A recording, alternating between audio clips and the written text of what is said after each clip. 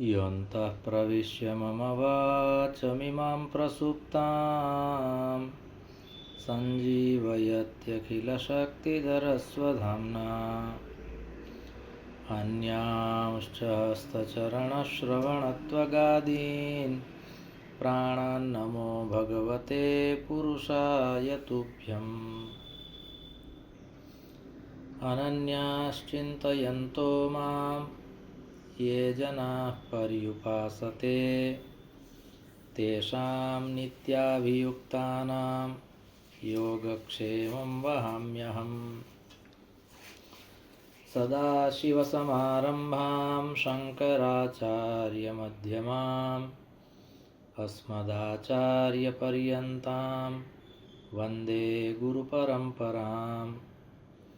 गुरुर्ब्रह्मा गुरुर्विष्णुः गुरुर्देवो महेश्वरः गुरुः साक्षात् परं ब्रह्म तस्मै श्रीगुरवे नमः। ॐ शान्तिः शान्तिः शान्तिः। परमश्रद्धेयाः परमपूज्याः अनवरतस्मरणीयाः प्रभासतीर्थस्य अधिष्ठातारः प्रथमज्योतिर्लिङ्गाः भगवन्तः श्रीसोमनाथचरणाः भगवन्तः पुराणपुरुषोत्तमाः भगवन्तः रसराजप्रभवः अस्माकं गुरवः पूज्याः गुरवः तथा च शास्त्रप्रणयिनः विद्याव्यासङ्गिनः श्रवणभक्तिनिष्ठाः संस्कृतभाषानुरागिणः सद्ग्रन्थं सेवमानाः भवन्तः सर्वेऽपि सज्जनाः स्वजनाः। भगवतः पुराणपुरुषोत्तमस्य कृपाप्रसादेन विभोर्वात्सल्येन अद्य पुनरेकवारं चैत्रमासे शुक्लपक्षे त्रयोदश्यां गुरुवासरे एतदनुसारम् एप्रिल मासस्य 10मे दिनाङ्के 25-उत्तर-2000तमे वर्षे विद्याव्यासङ्गं कर्तुं शास्त्रचर्चां कर्तुं भगवत्पादानां वाणीं गातुं श्रोतुं च अस्माभिः अवसरः सम्प्राप्तः। इदमस्ति अस्माकं सर्वेषां परमं सौभाग्यम्। अत्रावसरे भवत्सु विराजमानं परमात्मानं नत्वा भवतां सर्वेषां स्वागतं च कृत्वा पुनरेकवारं वयं मङ्गलाचरणपूर्वकं स्वजीवनं मङ्गलं कर्तुं विवेकचूडामणिं प्रविशामः।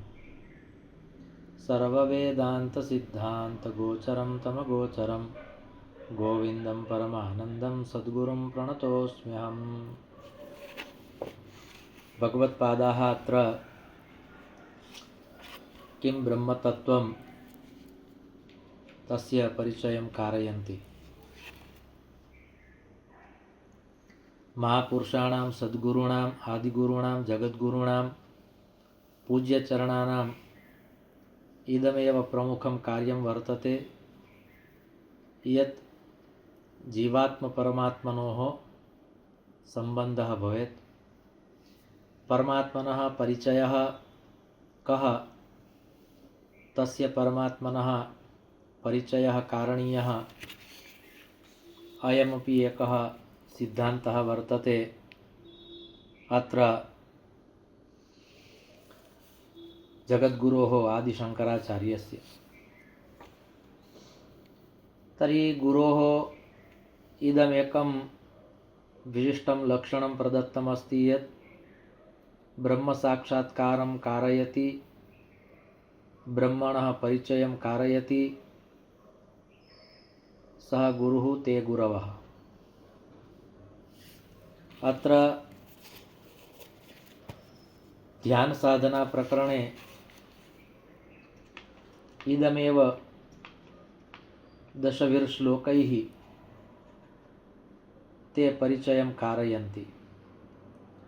यच्चकास्त्यनपरं परात्परं प्रत्यगेकरसमात्मलक्षणं सत्यचित् सुखमनन्तमव्ययं ब्रह्मतत्त्वमसि भावयात्मनि। अनेन पद्येन अस्माभिः तद् ज्ञेयमस्ति यत् ब्रह्मतत्त्वं कीदृशं वर्तते, ब्रह्मतत्त्वस्य किं विशेषणं, किं वैशिष्ट्यं, का विशेषता, कश्च परिचयः। तर्हि अत्र अस्माभिः सच्चित् सुखानन्तरूपं ब्रह्मतत्त्वं यद् विशुद्धं ब्रह्मतत्त्वं, यत् सर्वेषु विराजमानं ब्रह्मतत्त्वं, यत् परात् परं सूक्ष्मातिसूक्ष्मं कार्यकारणानामपि कारणम्, एतादृशं ब्रह्मतत्त्वम्, एवं च सत्यं ज्ञानम् अनन्तं ब्रह्म। ब्रह्मतत्त्वस्य इदमेकं बहु सहजं सरलं वाक्यम् उपनिषत्सु प्रोक्तं वर्तते, सत्यं ज्ञानमनन्तं ब्रह्म। तर्हि ब्रह्म सत्यमस्ति, ब्रह्म ज्ञानमस्ति, ब्रह्म अनन्तमस्ति। एवं त्रैविध्यं वैशिष्ट्यम् इमानि विशेषणानि तत्र प्रदत्तानि सन्ति।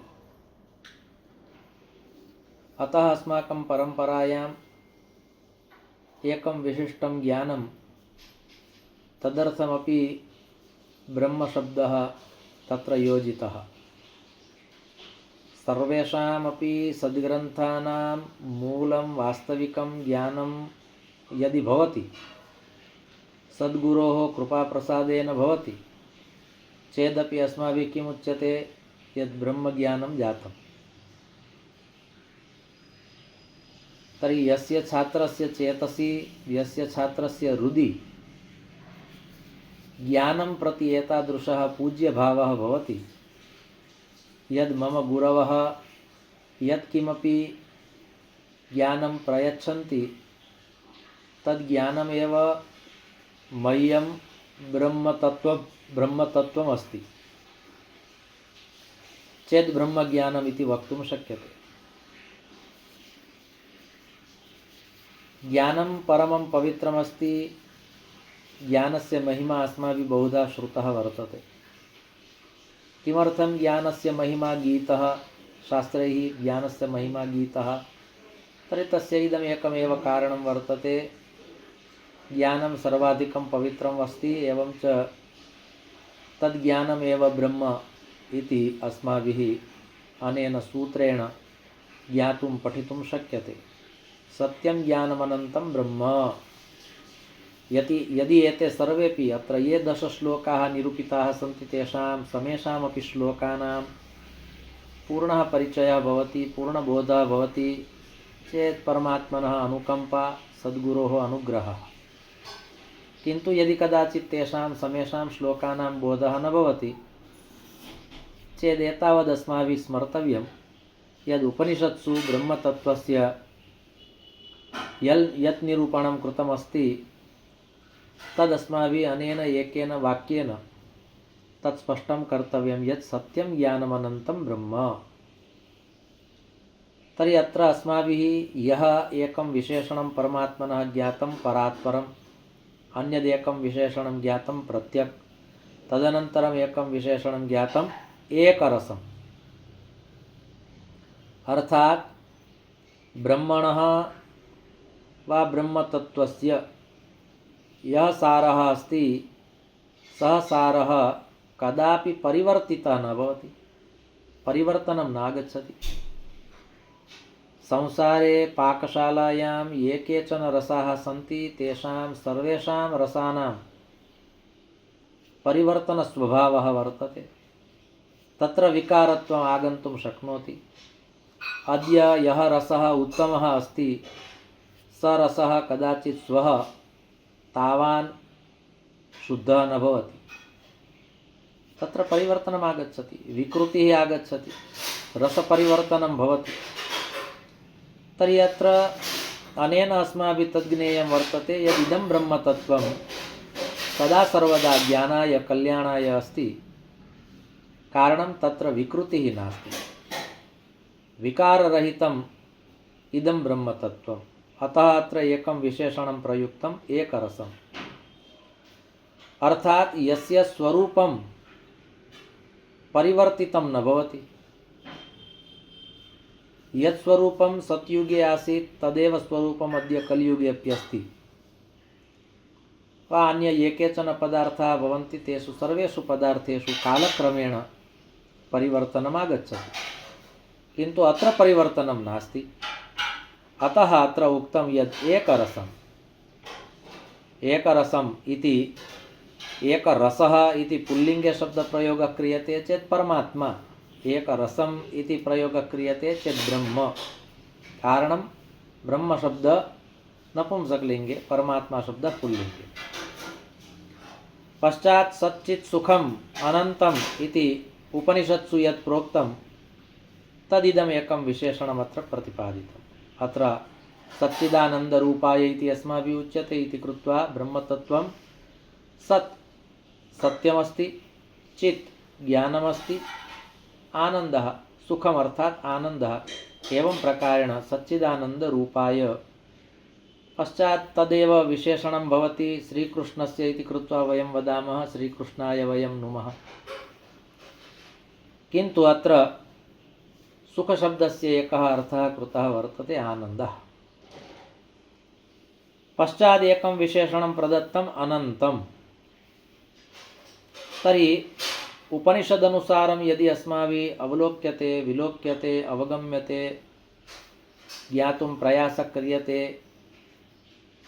चेत् उपनिषत्सु यत्किमपि उक्तं तत्र एकम् इदमपि उक्तं यद् यानि विशेषणानि ब्रह्मणः सन्ति तान्येव विशेषणानि आत्मनः अपि वर्तन्ते। अर्थात ब्रह्मतत्त्वाय यद्यद् उच्यते तत्तत् सर्वं पुनः आत्मने अपि प्रयुक्तं भवति। एवं च यत् तत्त्वं ब्रह्मतत्त्वं तदेव तत्त्वम् आत्मतत्त्वम् इति कृत्वा अस्माभिः उच्यते यत् पिण्डे तद् ब्रह्माण्डे। तर्हि अत्र अनेन प्रकारेण एतस्य ब्रह्मतत्त्वस्य यथा स्वरूपं भिन्नं न भवति, परिवर्तनशीलं न भवति, तद्वद् आत्मनः स्वरूपमपि यस्मिन् कस्मिन् युगेपि यस्मिन् कस्मिन् शरीरेपि आत्मतत्त्वस्य स्वरूपमपि परिवर्तितुं न शक्यते। एतस्य परिवर्तनं न भवति।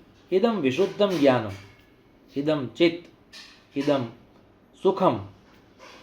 पश्चादुक्तम् अन्तरहितम् अनन्तम्। इदमेकं विशेषणम् अस्माभिः ज्ञेयमासीत् इति कृत्वा अत्र उक्तम् अनन्तम्। अन्तः वा अन्तम्, अन्तः नास्ति यस्य, तादृशमिदम् अनन्तम्।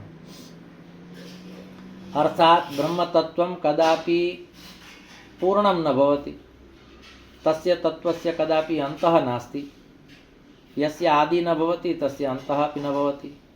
अतः अनादितत्वम् अनन्ततत्वम् इति कृत्वा इदमपि एकं विशेषणं तत्र ब्रह्मणे प्रयुक्तं वर्तते। पश्चादुक्तम् अव्ययम्। अर्थात् एतस्य ब्रह्मतत्त्वस्य व्ययः न भवति, व्ययं कर्तुं न शक्यते। अर्थात् अक्षयतत्त्वमिदम्, इदं तत्त्वम् अक्षयतत्त्वम्। इदम् आनन्दस्वरूपं ब्रह्मतत्त्वम्। एतस्य ब्रह्मतत्त्वस्य कदापि क्षयः न भवति। अक्षय इति शब्दः अस्माभिः बहुधा श्रुतः वर्तते, अविनाशी शब्दः अस्माभिः बहुधा श्रुतः वर्तते। तर्हि यस्य विनाशः नास्ति, यस्य क्षयः नास्ति, तादृशः आत्मा, तादृशमिदं तत्त्वं यस्य अस्तित्वं सदा सर्वदा अस्ति। अत्र अस्तित्वम् इति शब्दः प्रयुक्तः वर्तते। तर्हि अस्तित्वं नाम किं? सदा सर्वदा अस्ति, यस्य सत्ता अस्ति इति कृत्वा अस्तित्वम् इति अस्माभिः अत्र ज्ञातुं शक्यते। इयं ब्रह्मणः परिभाषा अस्ति इति न, इदं ब्रह्मणः स्वरूपम् अस्ति।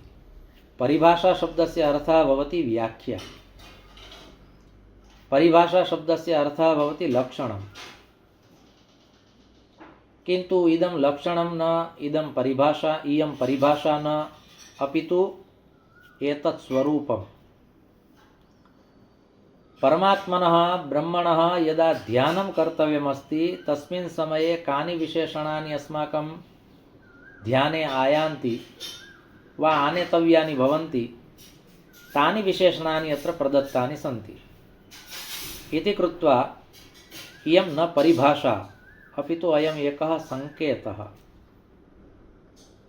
ध्यानावस्थायां विचारस्य सत्ता न भवति, किन्तु अत्र अस्माभिः इदं ज्ञेयं भवति यद् विचाराणां सत्ता नास्ति, कारणं निर्विचारात्मिका स्थितिः एव ध्यानं। तर्हि निर्विचारात्मिका स्थितिः कदा भवति? एकोपि विचारः न भवति। तर्हि एकोपि विचारः कदा न भवति? यदा एकस्मिन् स्थाने एकस्यां स्थितौ एकस्मिन् समये एकस्मिन् विषये अस्माकं पूर्णस्थिरता आगच्छति, तदानीं निर्विचारात्मिका स्थितिः आगच्छति।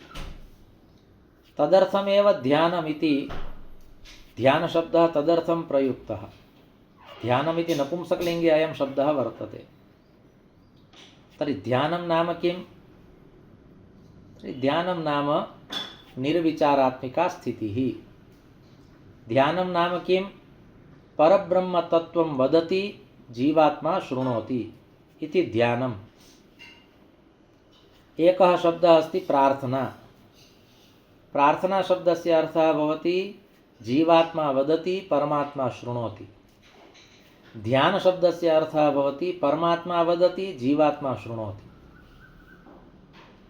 इयं स्थितिः यदा आगच्छति, साधनां कृत्वा कृत्वा प्रतिदिनस्य अभ्यासः भवति चेत् स तु दीर्घकालनैरन्तर्येण सत्कारा सेवितो दृढभूमिः इति यदुक्तमस्ति तद्वत् एकेन दिवसेन न भवति, प्रतिदिनस्य अभ्यासः भवति। ज्ञानाय कथयामि। प्रारम्भे अस्माभिः मङ्गलाचरणे वयं यान् श्लोकान् शृण्मः वदामः, प्रतिदिनं तस्य श्लोकस्य प्रतिदिनं तेषां श्लोकानां श्रवणं भवति। कालक्रमेण ते श्लोकाः स्वयमेव कण्ठस्थीकृताः भवन्ति। प्रस्तावनायाम् अस्माभिः येषां देवानां यस्य प्रभोः यस्य विभोः स्मरणं क्रियते, प्रतिदिनस्य अभ्यासः भवति, सहजतया तद् व्यवहारे आगच्छति। तत्र स्मरणाभ्यासः न कर्तव्यः भवति, केवलं श्रवणाभ्यासः अस्ति प्रतिदिनस्य। पश्चात् स्मरणं न कर्तव्यं भवति, कण्ठस्थीकरणं न कर्तव्यं भवति, तदर्थम् आयासः न कर्तव्यः, सहजतया तद् भवति। किमर्थं? कारणं किं? तस्य नित्याभ्यासः। स तु दीर्घकालनैरन्तर्येण पुनश्च सत्कारेण यदा सेव्यते तदानीम् इयं भूमिः दृढभूमिः भवति इति अत्र उक्तम्। एतत् तात्पर्यम् एतस्य। अतः अस्माभिः इदमपि ज्ञेयं यद् अव्ययं नाम यस्य कदापि क्षयः न भवति। तर्हि इयं परिभाषा नास्ति, किन्तु एकः संकेतः वर्तते, एकः परिचयः अस्ति परब्रह्मणः परमात्मनः। अत्र ब्रह्मतत्त्वमसि भावयात्मनि ब्रह्मतत्त्वमसि भावयात्मनि इति ध्रुवपङ्क्त्या यावन्तः श्लोकाः सन्ति तेषां श्लोकानां प्रतिदिनम् आवर्तनं क्रियते, प्रतिदिनं श्रवणं क्रियते चेत् कीटभ्रमरन्यायवत् भवति इति कृत्वा उपनिषत्सु उक्तं वर्तते ब्रह्मविद् ब्रह्मैव भवति। प्रतिदिनम् अहं ब्रह्मास्मि अहं ब्रह्मास्मि अहं ब्रह्मास्मि इति यजुर्वेदस्य महावाक्यं प्रतिदिनं स्मर्यते चेद् इयं स्थितिः आगच्छति। किन्तु नित्याभ्यासः दृढाभ्यासः सश्रद्धम् अर्थात् श्रद्धया सहितं सश्रद्धम्। एवं प्रकारेण यदि आत्मना एकाग्रचेतसा यदि एतत् सर्वम् उच्यते चेत् इदं सत्यं भवति, इदं ज्ञानं भवति, इदं सुखं भवति। तर्हि एवं प्रकारेण ब्रह्मतत्त्वं सत्यम् अस्ति, ब्रह्मतत्त्वं विहाय अन्यत् सर्वं मिथ्या अस्ति। भवतु सर्वं ब्रह्मणा निर्मितं, किन्तु ब्रह्मणा यद् निर्मितं तदपि कालक्रमेण नष्टं भवति, किन्तु येन निर्मितं तत् तत्त्वं नष्टं न भवति, अर्थात् ब्रह्मतत्त्वं नष्टं न भवति। जगत् परमात्मना निर्मितम् इति कृत्वा भगवत्पादः पुनः कथयति ब्रह्म सत्यं जगन्मिथ्या जीवो ब्रह्मैव नापरः। ब्रह्म सत्यम् अस्ति, जगत् मिथ्या अस्ति। तर्हि किमर्थं जगत् मिथ्या इति उक्तं? भवतु, मिथ्या इति शब्दस्य बहवः अर्थाः भवन्ति, किन्तु यदि अस्माभिः सामान्य अर्थः अत्र गृह्यते चेदपि यस्य जगतः कालक्रमेण नाशः भवति, इदं जगत् नष्टं भवति, क्षणभङ्गुरम् अस्ति। जगत् कीदृशम् अस्ति? क्षणभङ्गुरम् अस्ति। परमात्मनः लीला मात्रेण इदं जगत् नष्टं भवति, लीलया एतस्य जगतः नाशः भवति। तर्हि यस्य नाशः भवति तस्य चिन्तनं न कर्तव्यं, यस्य नाशः न भवति तस्य चिन्तनं कर्तव्यम्। एतस्य शरीरस्य नाशः भवति, शरीरस्य चिन्तनं न कर्तव्यं। प्रारम्भदशायां कर्तव्यं, प्रारम्भदशायां भवति। कर्तव्यमिति नाम भवति। कारणं यदि देहस्य परिचयः नास्ति चेत् एतस्मिन् देहे यत्किमपि अस्ति तस्य परिचयः कथं भवितुमर्हति? महाकवि कालिदासः कुमारसम्भवे कथयति, शरीरमाद्यं खलु धर्मसाधनम्। इदं शरीरम् आद्यं धर्मसाधनम् अस्ति। धर्माचरणं कर्तुं यदि प्रथमं किमपि साधनम् अस्ति चेत् तत् शरीरमस्ति। अतः शरीरस्य निषेधः न कर्तव्यः। शरीरं विहाय, देहं विहाय अन्यस्य चिन्तनं कर्तव्यमिति न, किन्तु आदौ देहस्यापि परिचयः आवश्यकः इति कृत्वा अस्माभिः गतदिने वा परयः अस्माभिः एतद् ज्ञातमस्ति। 25 तत्त्वज्ञो यत्र तत्राश्रमे वसन् जटिमुण्डिशिखी वापि मुच्यते नात्र संशयः। तर्हि अनया धिया अस्माभिः विचार्यते चेत् देहस्य ज्ञानमपि आवश्यकम्। अत्र इन्द्रियाणि सन्ति, अन्तःकरणचतुष्टयमस्ति, पञ्चज्ञानेन्द्रियाणां, पञ्चकर्मेन्द्रियाणां, पञ्चमहाभूतानां, पञ्चतन्मात्राणाम्, एतेषां समेषाम् अपि ज्ञानम् आवश्यकं वर्तते। इति कृत्वा अस्माभिः उक्तमासीत् यत् केनोपनिषत् एकवारं श्रोतव्या, पठनीया। श्रोत्रं न शृणोति येन श्रोत्रं शृणोति, चक्षुषा न पश्यति येन चक्षुरुपश्यति। एवं प्रकारेण तत्र निरूपितम् अस्ति। वयं नेत्राभ्यां न पश्यामः, नेत्रयोः अपि कस्यचित् सत्ता अस्ति, कस्यचित् कार्यम् अस्ति, कस्यचित् कृपा अस्ति इति कृत्वा वयं नेत्राभ्यां पश्यामः। कर्णाभ्यां न शृणुमः, अपि तु कर्णयोः अपि कस्यचित् सत्ता वर्तते। कर्णाभ्यां न श्रूयते, तत्र श्रवणेन्द्रियम् अस्ति, कर्णत्वम् अस्ति चेत् श्रूयते। अन्यथा बहवः जनाः तादृशाः भवन्ति येषां पार्श्वे कर्णौ भवतः किन्तु श्रोतुं शक्तिः नास्ति। अतः कस्यचित् कृपया एतत् सर्वं भवति, तत्र इन्द्रियत्वं कश्चित् प्रेरयति। इति कृत्वा ध्रुवः वदति, योऽन्तः प्रविश्य मम वाचमिमां प्रसुप्तां सञ्जीवयत्यखिलशक्तिधरस्वधाम्ना। तर्हि एवं प्रकारेण इदं ब्रह्मतत्त्वं यदा अस्माकं शरीरं प्रविशति तदनन्तरम् एतत् सर्वं ज्ञानं बहु साहजिकतया, सरलतया इदं भवितुम् अर्हति। नान्यथा इन्द्रियाणि तु सन्ति, किन्तु यत्र यत्र इन्द्रियाणि सन्ति तत्र तत्र तानि इन्द्रियाणि कार्यान्वितानि न भवन्ति यावत् कालपर्यन्तं ब्रह्मतत्त्वं तत्र न प्रविशति। नान्यथा मरणं प्राप्तं येन तत् शरीरं पूर्णं शरीरमस्ति, तत्र सर्वाणि अपि कर्मेन्द्रियाणि सन्ति, सर्वाण्यपि ज्ञानेन्द्रियाणि सन्ति, किन्तु सः मनुष्यः किमपि कर्तुं न शक्नोति। सः भूतले एवमेव सुप्तः। यस्मात् शरीरात् प्राणाः निर्गताः तत् शरीरं पूर्णमस्ति। कर्णौ भवतः, नेत्रे भवतः, हस्तौ पादौ भवतः, एतत् सर्वं भवति,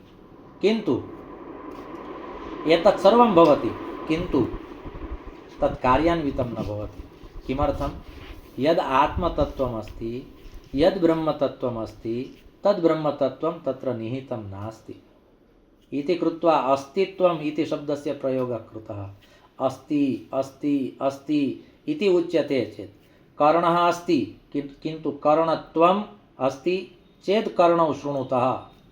नेत्रे भवतः किन्तु नेत्रत्वं नेत्रेन्द्रियत्वं द्रष्टुं शक्तिः एतद् भवति चेत् द्रष्टुं शक्यते, नान्यथा न। तर्हि एवं प्रकारेण अत्र पुनरेकवारम् उक्तं यत् ब्रह्म सत्यं जगत् मिथ्या जीवो ब्रह्मैव नापरः। कर्णेन न शृणोति येन कर्णः शृणोति। तत्र उपनिषदि केनोपनिषदि तादृशः शब्दः प्रयुक्तः वर्तते यत् श्रवणेन न शृणोति श्रोत्रेण न शृणोति येन श्रोत्रं शृणोति। चक्षुषा यः न पश्यति येन चक्षुः पश्यति। तद्वत् जिह्वा तु सर्वेषां पार्श्वे वर्तते, किन्तु तथापि केचन मूकाः सन्ति। कर्णौ तु बहूनां पार्श्वे वर्तते वा वर्तेते, किन्तु श्रोतुं शक्तिः तत्र नास्ति। यावत् कालपर्यन्तम् इयं श्रोतुः शक्तिः, श्रोतुं शक्तिः, वक्तुं शक्तिः, एतत् सर्वं नाम इन्द्रियत्वं। तर्हि एतेषाम् इन्द्रियाणां परिचयः अपि आवश्यकः। यस्य प्रसादकलया बधिरशृणोति पंगुः प्रधावति जवेन च वक्ति मूकः। अंधः प्रपश्यति सुतं लभते च वन्द्या तं देवदेव वरदं शरणं गतोऽस्मि। महत्वपूर्णः श्लोकः।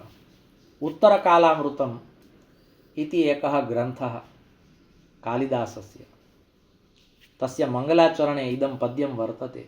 अत्र ब्रह्मणे कः शब्दः प्रयुक्तः, परमात्मने कः शब्दः प्रयुक्तः? तर्हि अत्र प्रयुक्तः शब्दः अस्ति प्रसाद।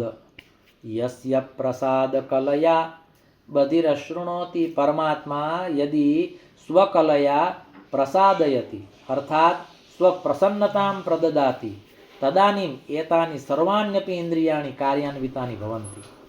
नान्यथा इन्द्रियाणि कार्यान्वितानि न भवन्ति। इन्द्रियाणि भवन्ति किन्तु तानि इन्द्रियाणि कार्यान्वितानि न भवन्ति। सर्वम् अस्ति किन्तु तत् कार्यं न करोति। किमर्थं? यत् त्व इति यत् महत्वपूर्णः शब्दः अस्ति, मानवः अस्ति किन्तु मानवत्व, मानवता इति शब्दः वर्तते। तर्हि तत्र यत्र ता इति शब्दः प्रयुक्तः तत्रैव त्व इति संस्कृते प्रयुज्यते। मानवः अस्ति, मानवत्वम् अस्ति, तर्हि मानवत्वम् अस्ति। कर्णः अस्ति, कर्णत्वम् अस्ति। अत्र त्वं त्वं यत्र यत्र युज्यते प्रयुज्यते तत्सर्वं ब्रह्म। तेनाधारेण इदं तत्त्वम्, इदं ब्रह्मतत्त्वं ज्ञातुं शक्यते, नान्यथा अवसरः नास्ति। अतः अत्र उक्तम् एतत् सत्यं ब्रह्म सत्यं जगत् मिथ्या जीवो ब्रह्मैव नापरः। अयं जीवः एव ब्रह्म। किन्तु कदा? सर्वेषु शरीरेषु जीवः अस्ति किन्तु अयं जीवः एव ब्रह्म अस्ति। एतादृशं ज्ञानं यावत् न भवति तावत् भवतु अस्माकं शरीरे जीवः अस्ति किन्तु तस्मिन् जीवे ब्रह्मत्वम् अस्ति। जीवे जीवत्वं तदा आगच्छति यदा कश्चित् महापुरुषः कृपां वर्षति, यदा कश्चित् सद्गुरु परिचयं कारयति, तदानीम् इदं भवितुम् अर्हति, नान्यथा अवसरः नास्ति। अतः अत्र प्रयुक्तम् इदं सत्यं यत् दशभिः श्लोकैः भगवत्पादैः श्रीमच्छङ्कराचार्यैः यदत्र निरूपितं तद् साररूपेण इदं वर्तते। अतः पुनः समेषामपि 10 श्लोकानां साररूपेण इदमेकं वाक्यम् उपनिषत्सु प्रोक्तं। किं वाक्यं तत्? सत्यं ज्ञानमनन्तं ब्रह्म। एतद् वाक्यम् अद्य स्मर्तव्यम्। अद्य वाक्याभ्यासः भविष्यति। कस्य वाक्यस्य अभ्यासः? एतस्य वाक्यस्य। सत्यं ज्ञानम् अनन्तं ब्रह्म। तर्हि अत्र ब्रह्म इति विशेष्यपदं, सत्यम् इति विशेषणपदं, ज्ञानम् इति विशेषणपदम्, अनन्तम् इति विशेषणपदम्। एकस्य ब्रह्मणः अत्र त्रीणि विशेषणानि प्रदत्तानि सन्ति। तत्र एकं विशेषणं सत्यं, त्रिकालाबाधितं सत्यं। सत्यमपि त्रिविधं भवति, पारमार्थिकं सत्यं, व्यावहारिकं सत्यं, प्रातिभासिकं सत्यं। किन्तु अत्र यत् सत्यम् अस्ति तत् सत्यं कीदृशं सत्यं? त्रिकालाबाधितं सत्यं। त्रयाणामपि कालानां प्रभावः यस्मिन् सत्ये न पतति तादृशं सत्यं। भूतकालः भवतु वा वर्तमानकालः भवतु वा भविष्यत्कालः भवतु, एकस्यापि कालस्य प्रभावः तस्मिन् नास्ति, अपि तु सर्वेषु कालेषु यस्य प्रभावः अस्ति तादृशं सत्यं। सत्युगे यत् सत्यमासीत्, त्रेतायुगे यत् सत्यमासीत्, द्वापरयुगे यत् सत्यमासीत् तदेव सत्यं कलियुगे अपि अस्ति। एतस्य सत्यस्य, त्रिकालाबाधितसत्यस्य, पारमार्थिकसत्यस्य सत्ता सदा सर्वदा यत्र अस्ति, यस्मिन् अस्ति तद् ब्रह्म। सत्यं ज्ञानमनन्तं ब्रह्म इत्यत्र सत्यस्य कः अर्थः ग्राह्यः? अर्थात् सत्यरूपेण अस्माभिः किं स्वीकर्तव्यं? तर्हि श्रीमद्भागवत महापुराणे दशमस्कन्धे यदुक्तमस्ति यत् सत्यव्रतं सत्यपरं त्रिसत्यं, सत्यस्य योनिं निहितं च सत्ये, सत्यस्य सत्यमृतसत्यनेत्रं, सत्यात्मकं त्वां शरणं प्रपन्नः। सत्यस्य शरणागतिः। कारणं तेनैव श्रीमद्भागवत महापुराणस्य प्रारम्भः भवति। जन्माद्यस्य यतोऽन्वयादितरतः इत्यत्र सत्यं परं धीमहि। विचारयन्तु, श्रीमद्भागवत महापुराणे प्रथमस्कन्धे प्रथमाध्याये प्रथमे श्लोके अन्तिमचरणे यत् सत्यं प्रोक्तं, यस्य सत्यस्य ध्यानं कृतं, सत्यं परं धीमहि अर्थात् किं? तादृशस्य सत्यस्य वयं मिलित्वा ध्यानं कुर्मः, ध्यायेमहि, तस्य सत्यस्य ध्यानं कुर्मः। तस्यैव सत्यस्य पुनः अन्तं यदा श्रीमद्भागवत महापुराणस्य परिसमाप्तिः भवति तस्मिन् समयेपि आगच्छति सत्यं परं धीमहि। कस्मै येन विभासितोऽयमतुलो ज्ञानप्रदीपः पुरा, एवं प्रकारेण तत्रापि सत्यं परं धीमहि। मध्ये अपि सत्यमागतं, कारणम् ईश्वरतत्त्वं सत्यम्। ईश्वरः सत्यः अस्ति, ईश्वरः शिवः अस्ति, ईश्वरः सुन्दरः अस्ति इति अस्माभिः श्रूयते। तर्हि एतानि सर्वाण्यपि विशेषणानि, यानि विशेषणानि ईश्वरस्य सन्ति तान्येव विशेषणानि ब्रह्मणः अपि वर्तन्ते।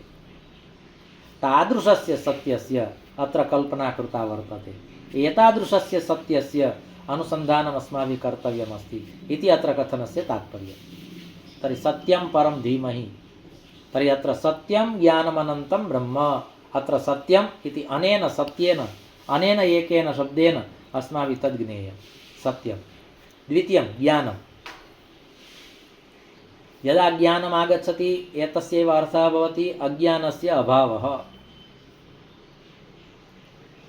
प्रसिद्धम् उदाहरणमस्ति इति कृत्वा अहं वच्मि, ध्यानेन श्रोतव्यम्। सूर्यस्य उदयः भवति, पश्चात् अन्धकाराय कथनीयं न भवति यत् सूर्यस्य उदयः सञ्जातः, इदानीं त्वं गच्छ। उदयः भवति सूर्यस्य, अर्थात् प्रकाशः आगच्छति, अन्धकारः स्वयं गच्छति, वक्तुम् आवश्यकता न भवति। तद्वत् अत्र ज्ञानमिति प्रयुक्तम्। एकं विशेषणं वर्तते ब्रह्मणः। कारणं ब्रह्मतत्त्वम् अर्थात् नित्यज्ञानं। ब्रह्मतत्त्वम् अर्थात् नित्यज्ञानं। ज्ञानमपि बहुविधं वर्तते, किन्तु अत्र अस्माभिः किं ज्ञेयम्? आत्मज्ञानं। ज्ञानशब्दस्य प्रयोगः शास्त्रे कृतः अस्ति, आत्मज्ञानं। विद्याशब्दस्य प्रयोगः शास्त्रे कृतः अस्ति, आत्मविद्या। अर्थात् तस्याः आत्मविद्यायाः एव अपरं नाम ब्रह्मविद्या। यथा आत्मज्ञानं तद्वत् ब्रह्मविद्या। आत्मविद्या विशारदः। शास्त्रेषु कश्चित् वक्ता यदा धाराप्रवाहेण वदति, ज्ञानपूर्णात्मिकया शैल्या यदा वदति, तदानीं श्रोतृषु कश्चिदेकः श्रोता विशेषणरूपेण इदं वदति, आत्मविद्या विशारदः। श्रीमद्भागवत महापुराणे प्रथमस्कन्धे नवमेऽध्याये यदा भीष्मः भगवतः श्रीकृष्णस्य स्तवनं करोति, स्तुतिं करोति, स्तौति, भीष्मः यदा भगवन्तं स्तौति तस्मिन् समये तत्र तस्यां स्तुतौ एकः शब्दः प्रयुक्तः वर्तते, आत्मविद्या। आत्मविद्या शब्दः प्रयुक्तः।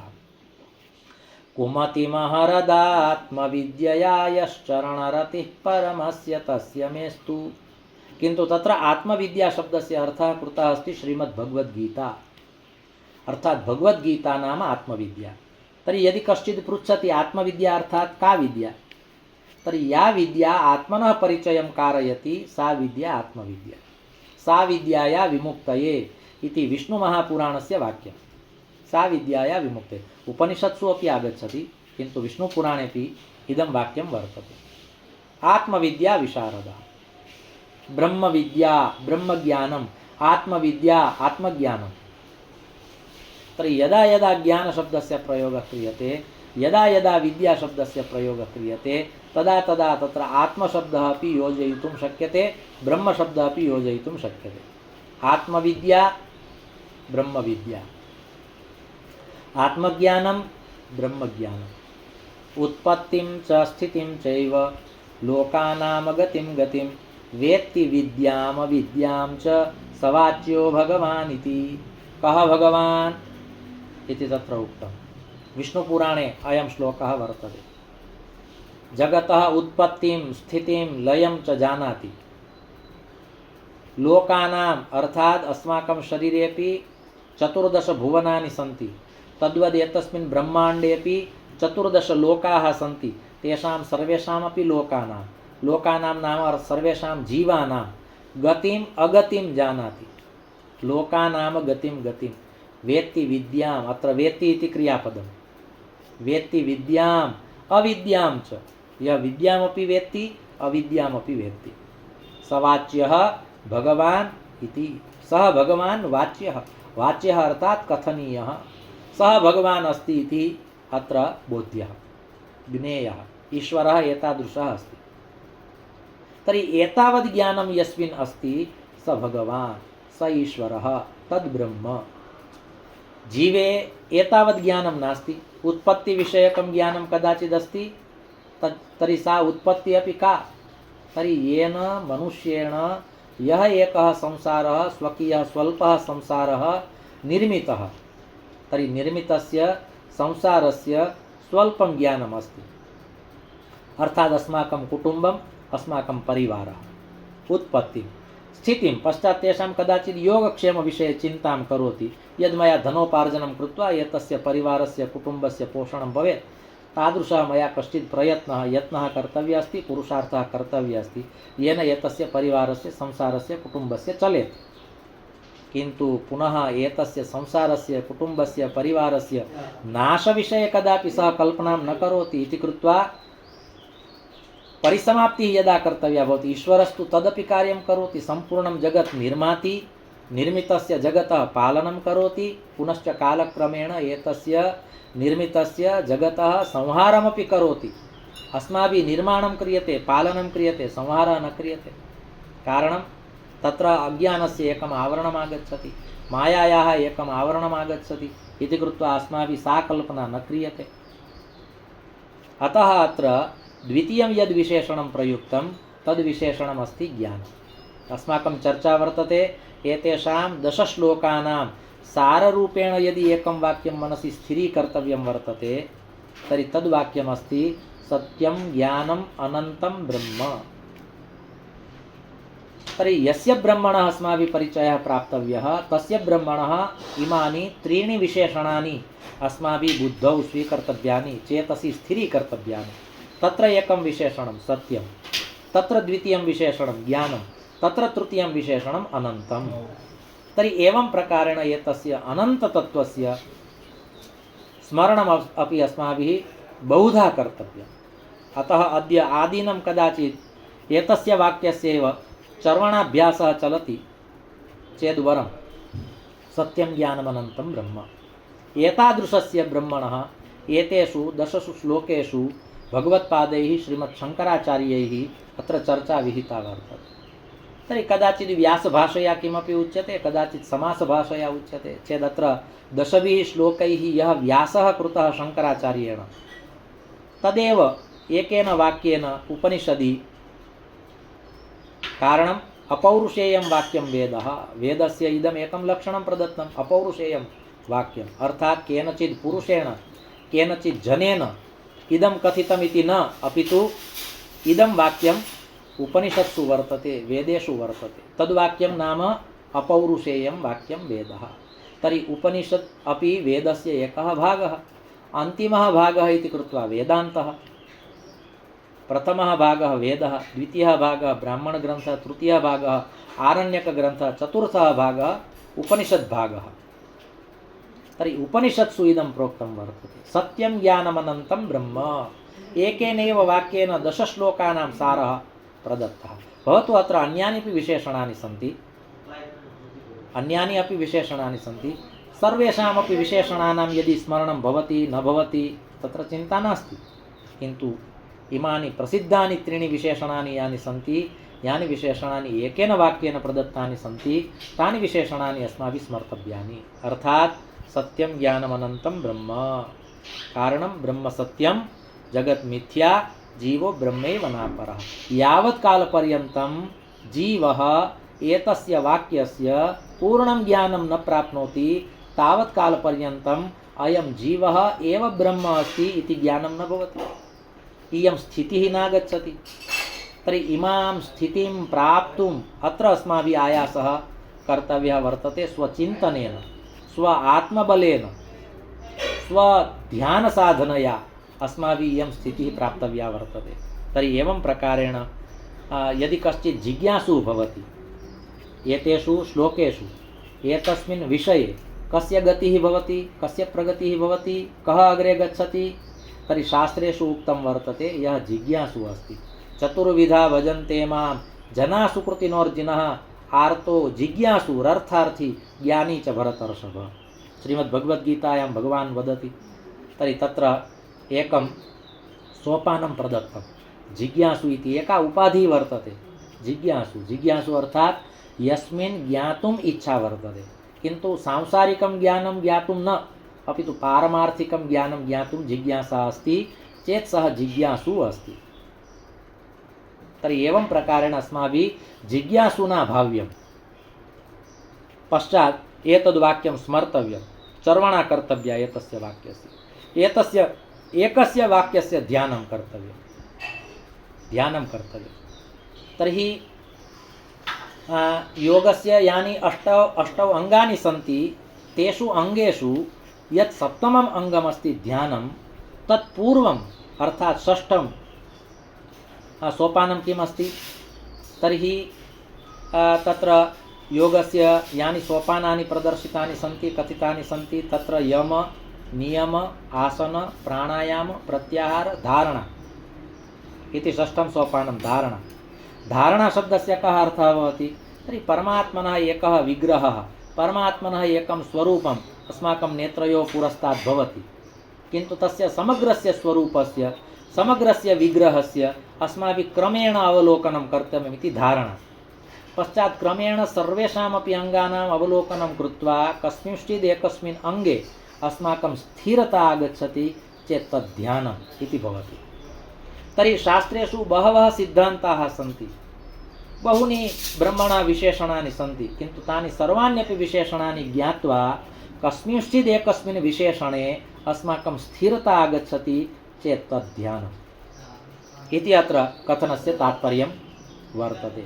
तर्हि मन्दिरं गत्वा भगवतः यत् स्वरूपं विलोक्यते तस्मिन् स्वरूपे विविधाः तत्र उपचाराः कृताः सन्ति, पूजनपदार्थाः भवन्ति, तैः पदार्थैः अस्माभिः अर्चनं कृतमस्ति, किन्तु अन्ते कस्यचित् एकस्य शरीरभागस्य यदा आत्मचिन्तनं क्रियते, मनोमन्थनं क्रियते, ध्यानं क्रियते, तदानीम् इयम् अवस्था आगच्छति। तद्वदत्र 10 श्लोकैः बहूनि विशेषणानि अस्माभिः ज्ञातानि, किन्तु अन्ततो गत्वा एकं वाक्यं प्रदत्तम् उपनिषद्भिः वा उपनिषद्भ्यः एकं वाक्यं निःश्रुतं, सत्यं ज्ञानमनन्तं ब्रह्म। एतस्य एव वाक्यस्य चर्वणां कृत्वा स्मरणं कृत्वा इदानीं कालः अस्माभिः द्रष्टव्यः भवति इति कृत्वा द्वाभ्यां श्लोकाभ्यां सत्रमिदं भगवच्चरणयोः समर्प्य ब्रह्मतत्त्वस्यैव चर्चां कृत्वा अत्र फलश्रुतिरूपेण अग्रे किमपि वयं ज्ञातुं यत्नशीलाः भविष्यामः, किन्तु ब्रह्मतत्त्वमसि भावयात्मनि इयं ध्रुवपङ्क्ति अत्र पूर्णा भवति। कालक्रमेण पुनः वयं मिलिष्यामः। तावदेतद् व्याख्यानं पुनः एकवारं समर्प्य भवतः सर्वान् प्रति कार्तज्ञभावं विनिवेद्य द्वाभ्यां श्लोकाभ्यां सत्रमिदं समाप्यते। धर्मस्य विजयो भूयाद् धर्मस्य पराभवः, प्राणिनां चैव सद्भावः भूयाद् विश्वस्य मङ्गलं। सर्वे भवन्तु सुखिनः, सर्वे सन्तु निरामयाः, सर्वे भद्राणि पश्यन्तु, मा कश्चित् दुःखभाग् भवेत्। ॐ शान्तिः शान्तिः शान्तिः। ॐ